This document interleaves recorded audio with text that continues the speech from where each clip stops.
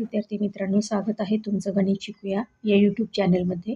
विद्यार्थी मित्रांनो, आपण इयत्ता 10वी गणित भाग 1 यामधील प्रकरण 6वे सांख्यिकी याच्या अभ्यासाला आजपासून सुरुवात करणार आहोत.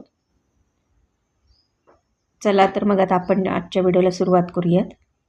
आता सांख्यिकी या प्रकरणामध्ये आपण काय अभ्यास करणार आहोत, तर केंद्रीय प्रवृत्तींची परिमाणे, त्यामध्ये वर्गीकृत वारंवारता सारणीवरून मध्यक बहुलक कसं काढायचं हे शिकणार आहोत.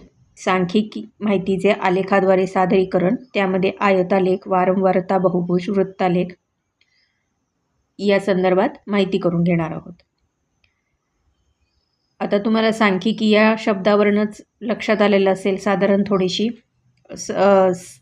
समज आलेली असेल की संख्यांची जी म्हणजे जसं काही ठराविक संख्या आहेत, आता काही वस्तू आहेत तर त्या ठराविक संख्येमध्ये आहेत, मग त्या एकूण किती असू शकतात किंवा त्यांचं प्रमाण किती असू शकतं, ह्या सगळ्या गोष्टी आपल्याला यामध्ये अभ्यासाचे आहेत. हे जुजबी तुमच्या लक्षात आलं असेल सांख्यिकी या शब्दावरनं.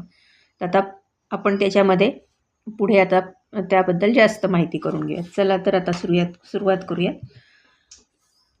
आता सांख्यिकी हे काय आहे, तर हे आपल्या आयुष्यातल्या प्रत्येक शाखांमध्ये आपल्याला त्याचा उपयोग होतो.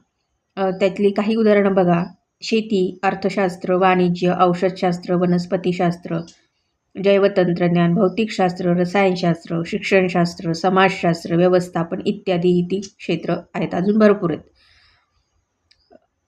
आता एखाद्या प्रयोगानंतर केलेली जी निष्पत्ती येते, म्हणजे त्याचा जे आपल्याला परिणाम मिळतो, त्याच्या ज्या शक्यता असतात आणि ती शक्यता जेव्हा आपल्याला तपासायची असते आणि मोठ्या प्रमाणावर जेव्हा आपल्याला प्रयोग करून सर्व बाबतीत जेव्हा नोंदी ठेवायच्या असतात, तर त्या नोंदीचा ठेवल्या जातात आणि त्या नोंदीचा जो उपयोग विविध निष्पत्तीच्या संदर्भात संभाव्यता तपासता येतात आणि यासाठी संख्याशास्त्रात म्हणजे सांख्यिकीत नियम तयार केले गेलेले आहेत.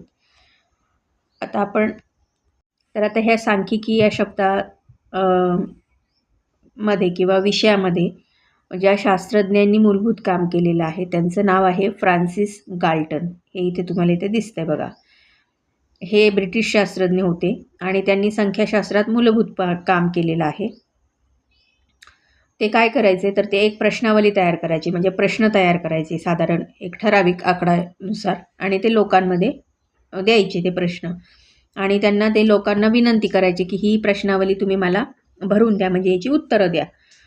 तर अशा रीतीने त्यांनी खूप लोकांची माहिती गोळा करून त्यांची पूर्वपीठिका, आर्थिक स्थिती, आवडीनिवडी, आरोग्य इत्यादींची मोठ्या प्रमाणावर नोंद करायचे ते. आणि वेगवेगळ्या लोकांचे काय करायचे, बोटाचे ठसे वेगवेगळे असतात हे त्यांना माहीत झाले होते. मग त्यांनी काय केलं, अनेक लोकांचे बोटांचे ठसे तपासून त्याचं वर्गीकरण करण्याची एक पद्धत ठरवली.